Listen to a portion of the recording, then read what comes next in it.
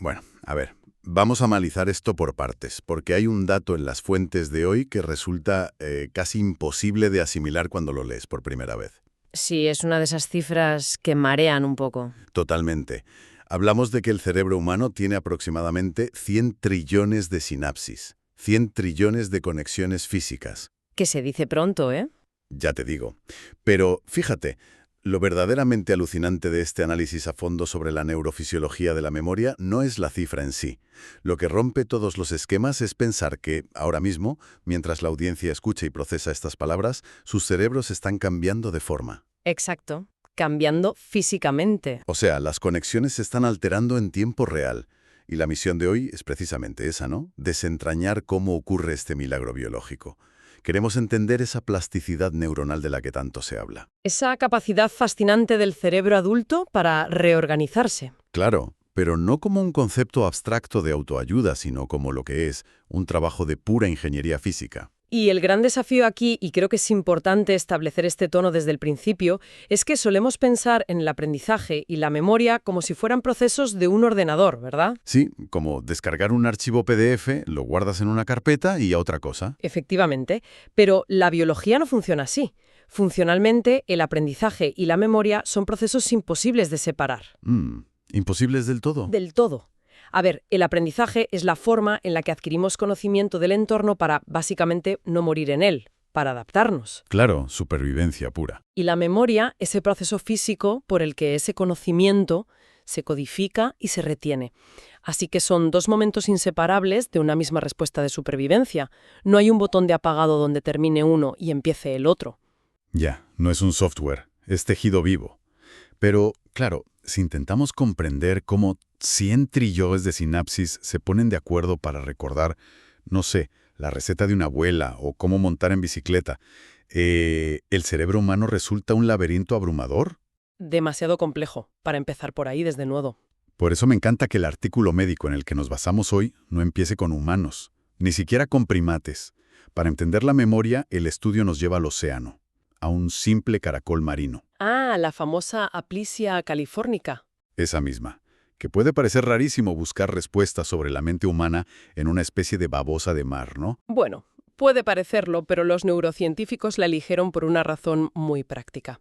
Y es que tienen neuronas gigantes. Gigantes de verdad, ¿no? En plan que se ven. Sí, tan grandes que se pueden observar a simple vista y se pueden manipular fácilmente en el laboratorio. Y lo que nos enseñó este humilde animal es que cualquier sistema nervioso, por muy básico que sea, tiene que tomar dos decisiones vitales todo el tiempo. ¿Qué ignorar y a qué prestar atención? Exactamente. Y lo de ignorar me parece fascinante, porque el cerebro no puede retenerlo absolutamente todo. O sea, si recordáramos el roce de la ropa en la piel cada segundo del día, nos volveríamos locos. Madre mía. Sería insoportable. Y a ese proceso de descarte de información inútil lo llamamos habituación. Habituación, vale. A nivel molecular, cuando el caracol recibe un estímulo inofensivo, una y otra vez, pongamos un suave chorro de agua que no representa ningún peligro, sus células toman nota. ¿Y qué hacen exactamente? Pues los canales de calcio de la neurona que envía la señal empiezan a cerrarse progresivamente. Al entrar menos calcio, se libera menos neurotransmisor y la señal simplemente se apaga. O sea, el animal aprende a ignorar el estímulo cerrando puertas químicas. Es como la versión celular de dejar de escuchar el zumbido de la nevera en la cocina. Tal cual. El ruido sigue ahí, pero el cerebro ha cerrado el grifo de la atención. Pero luego está la otra cara de la moneda, que el artículo llama facilitación. Eso es. ¿Qué pasa cuando el estímulo sí importa? Si al caracol le das una pequeña descarga eléctrica que representa una amenaza real, ahí el animal necesita recordar para sobrevivir. Claro, ahí no puede ignorarlo. No, en este caso, el estímulo fuerte provoca que se libere un neurotransmisor llamado serotonina. Y esta serotonina desata una reacción en cadena tremenda dentro de la célula. Aquí es donde la química se pone intensa. Sí. Induce la formación de un mensajero que llamamos AMP cíclico, que a su vez despierta una enzima, la PKA. Y el trabajo de esta enzima es crucial, porque bloquea los canales de potasio de la neurona. Espera, frena un momento. Me estoy perdiendo con tanto canal y tanta enzima. Que si potasio, que si calcio, AMP cíclico.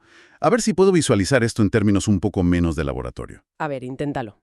Pensemos en una sinapsis neuronal como si fuera, una discoteca muy exclusiva. Vale, me gusta por dónde vas. La señal eléctrica es la fiesta. Para que la fiesta fluya y haya ambiente, la gente, que sería el calcio, tiene que entrar. Así que el canal de calcio es la puerta de entrada VIP. Ajá, correcto. Y el canal de potasio, por otro lado, sería la puerta de salida.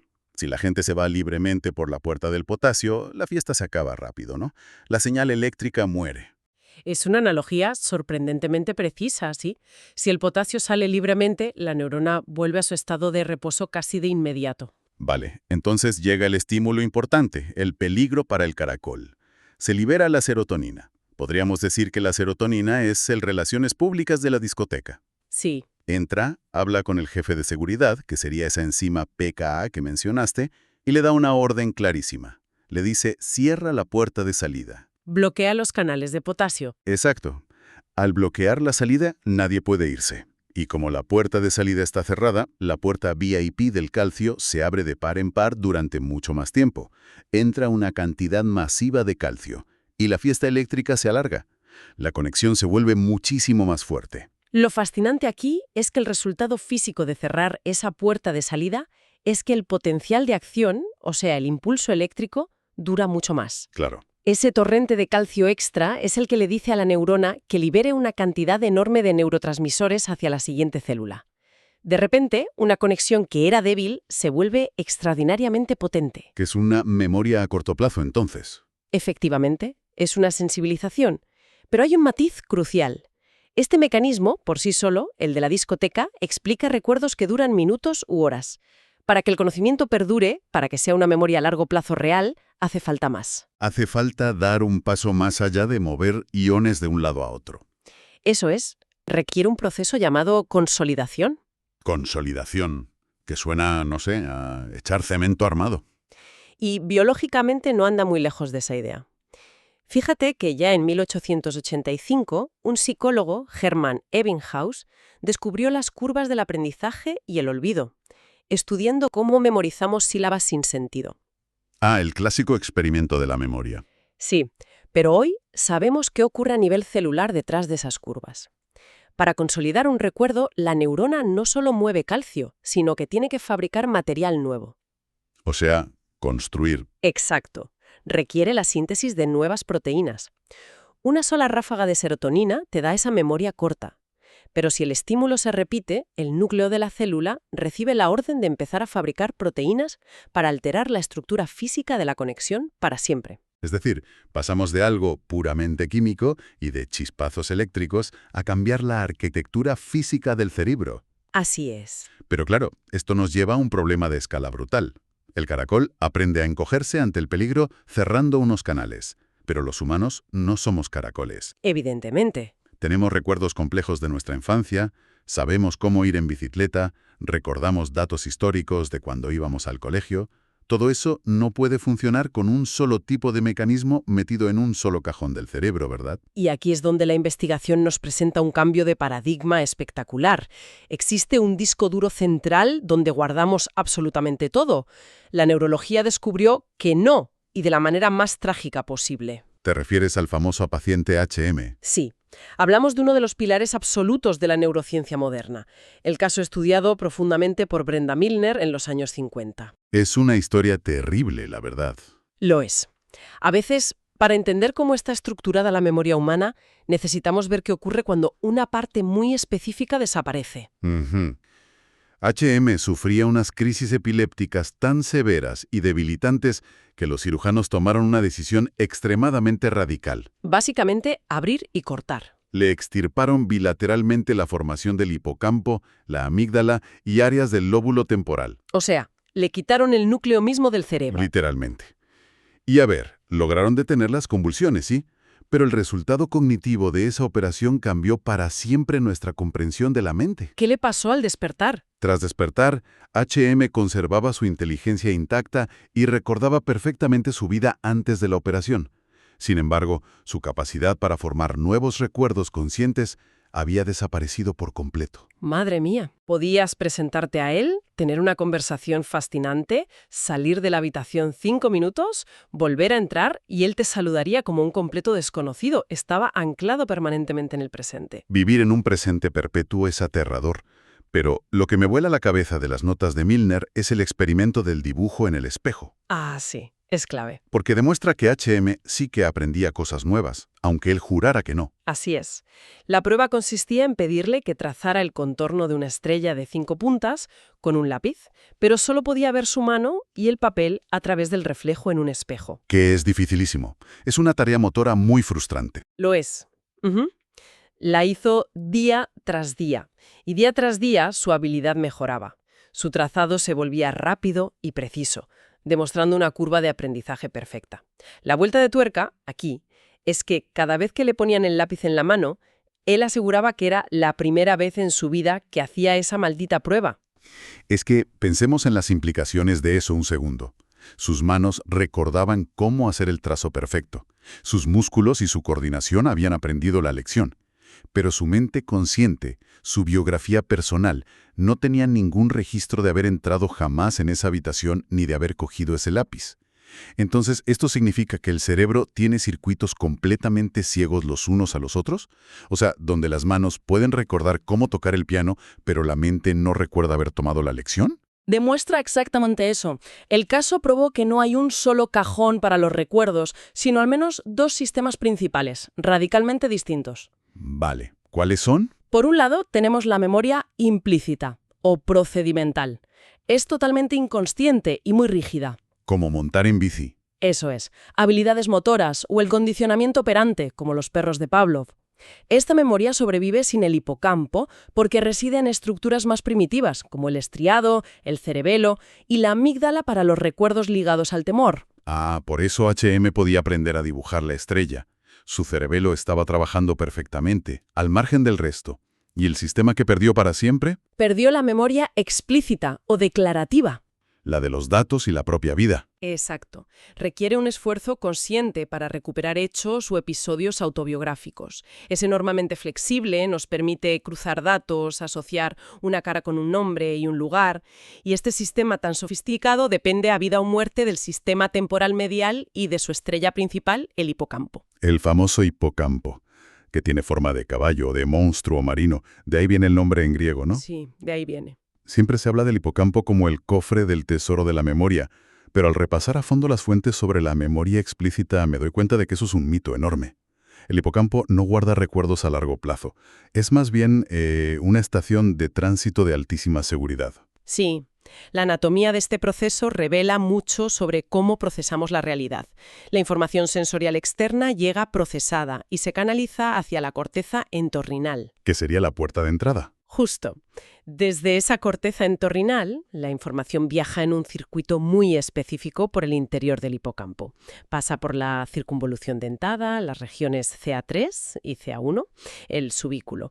Y tras dar toda esa vuelta, la señal vuelve a salir hacia la corteza entorrinal. Y aquí es donde la cosa se pone muy interesante. Porque esta maquinaria parece diseñada por un logista obsesivo. Entra por la corteza entorrinal y sale por la corteza entorrinal. ¿Sí? Si utilizamos la analogía de una oficina de correo central, el hipocampo recibe los paquetes, que son nuestras experiencias sensoriales frescas, de corto plazo. Los abre, les pone un sello de prioridad, los clasifica en esas regiones que has dicho, CA3, CA1. Pero bajo ningún concepto los almacena ahí para siempre. No, no se quedan ahí. Los devuelve al muelle de carga, a la corteza entorrinal, para que los camiones los repartan a sus direcciones definitivas por toda la neocorteza. Es una gran analogía. Y fíjate, el drama biológico ocurre cuando ese muelle de carga se deteriora. Si observamos la enfermedad de Alzheimer, las primeras lesiones patológicas, las más devastadoras, ocurren precisamente en la corteza entorrinal. ¡Ostras! Claro, se corta la vía principal. Se corta la vía de entrada y de salida. El hipocampo queda totalmente incomunicado. Y sin esa distribución, la memoria explícita colapsa.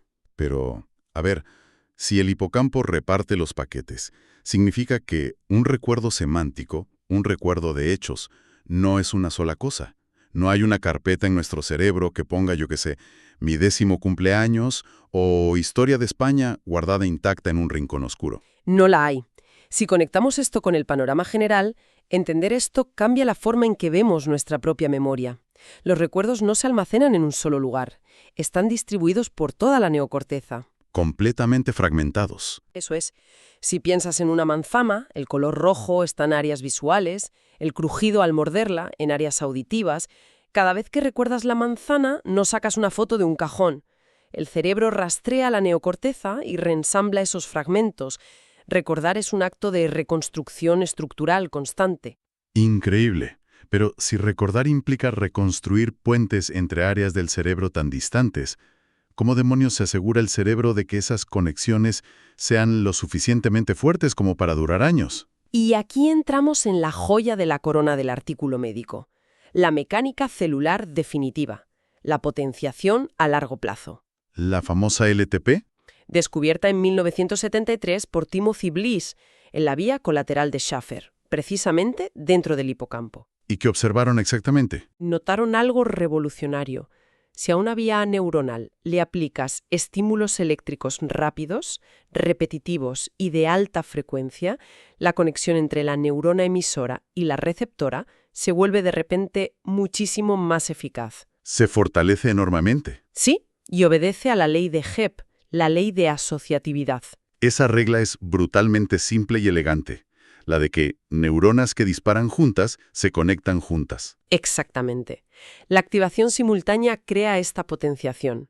Y para entenderlo, hay que mirar a los receptores de glutamato en la sinapsis. Tenemos dos protagonistas principales en la neurona receptora, el receptor AMPA y el receptor NMDA. Vale, AMPA y NMDA. El NMDA es el director de orquesta de la memoria.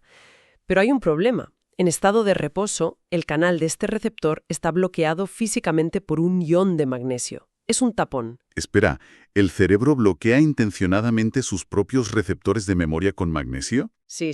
¿Por qué haría eso? ¿Por qué haría eso? Para protegernos del ruido constante. Si cada mínimo estímulo creara una memoria permanente, la red neuronal colapsaría. El tapón asegura que solo lo verdaderamente importante logre entrar. Claro, el cerebro exige pruebas de que la información vale la pena. A ver si logro decodificar esto para la audiencia. Imaginemos que el receptor NMDA es una botella de champán y el ion de magnesio es el corcho, que está fuertemente encajado. ¿Vale? Si intentas tirar del corcho despacito, sin ganas, no se mueve. No hay memoria. La única forma de hacer saltar ese tapón es agitando la botella con muchísima fuerza. Y esa agitación es el estímulo de alta frecuencia a través del otro receptor, del AMPA. Sí, molecularmente es exactamente así. Los estímulos de alta frecuencia activan primero los receptores AMPA. Y estos dejan pasar tanta corriente que el interior de las células se despolariza enormemente. Gana una carga positiva muy fuerte. Y como el magnesio del tapón también es positivo y las cargas iguales se repelen, ¡pum! ¡Pum! El magnesio es expulsado violentamente. Se alivia el bloqueo y con la compuerta abierta entra un torrente de calcio a través del NMDA. Ese calcio es la chispa de la memoria. Pero claro, la botella de champán no se queda abierta para siempre. Entra el calcio y luego ¿qué? Porque el receptor NMDA destapona la memoria, induce el recuerdo. ¿Pero quién lo mantiene? Ahí entran en juego unas cinasas, unas enzimas activadas por ese calcio, como la CAMKI o la PKC. Su trabajo es espectacular. Cogen receptores AMPA adicionales que estaban escondidos dentro de la célula y los insertan físicamente en la membrana externa. O sea, le ponen más antenas al tejado de la neurona. Literalmente. Al tener más receptores AMPA, la neurona se vuelve permanentemente más sensible. La próxima vez responderá con muchísima más fuerza. Vale, destaponar el NMDA y añadir más antenas AMPA explica recuerdos de unas horas. Es la LTP temprana. Pero, ¿qué pasa con los recuerdos que duran toda la vida? Agitar la botella no explica cómo recuerdo algo 20 años después. Para eso damos el salto a la LTP tardía. Dura más de 4 horas en consolidarse y requiere ir al núcleo de la célula, a nuestro ADN. Requiere síntesis de nuevas proteínas y ARN. Esto es lo que te deja paralizado. Sí, se activa una cascada. la vía del AMP cíclico, PKA, MAP, hasta llegar a un interruptor genético maestro llamado CREB1. Y se elimina un represor, el CREB2. Cuando el CREB1 se activa, el gen lee la información y fabrica proteínas estructurales reales. Entonces, ¿qué significa todo esto en la práctica? Quiero hacer hincapié en lo revolucionario que es, para quienes nos escuchan. Dime. Aprender no es descargar un archivo digital, es un trabajo de pura construcción física. El gen CREB hace que aumenten las vesículas, que se creen nuevas terminales sinápticas y que literalmente broten nuevas espinas dendríticas en la neurona. El cerebro levanta andamios reales. Sí, somos lo que somos por lo que aprendemos y recordamos. La memoria a largo plazo es, en última instancia, la escultura anatómica viva de nuestro propio cerebro a través de este gen CREB. Menudo viaje. Hemos partido de un caracol marino y sus iones de calcio. Hemos pasado por el triste pero revelador caso de HM y sus sistemas de memoria divididos. Hemos visto que el hipocampo es una oficina de correos. Exacto, hasta llegar a la expulsión del tapón de magnesio y la creación de puentes físicos dictada por nuestros propios genes. Un proceso constante. Y para la audiencia, recordarles que los 14 o 18 minutos que han invertido en escuchar este análisis no han sido en balde. Sus cerebros, los de quienes nos escuchan, han desencadenado síntesis de nuevas proteínas y alteraciones en los receptores AMPA de sus hipocampos. Sus cerebros ya no son físicamente los mismos que antes de empezar a escuchar el programa. Literalmente. Y esto nos deja con un pensamiento final bastante provocador para que lo exploren por su cuenta. Si la memoria a largo plazo se reduce, mecánicamente, a una cascada molecular específica, a la vía CREB y la LTP, y sabemos exactamente qué genes construyen las nuevas conexiones, estamos cerca de un futuro en el que se invente una pastilla de la memoria. Eso es ciencia ficción casi presente. Claro, una pastilla que active químicamente la síntesis de estas proteínas sin necesidad de haber vivido la experiencia. ¿Qué significaría para la identidad humana tener recuerdos estructuralmente perfectos de cosas que jamás nos sucedieron? Tela marinera. Es para pensarlo, desde luego. Pues ahí lo dejamos, para que esos 100 trillones de sinapsis sigan trabajando.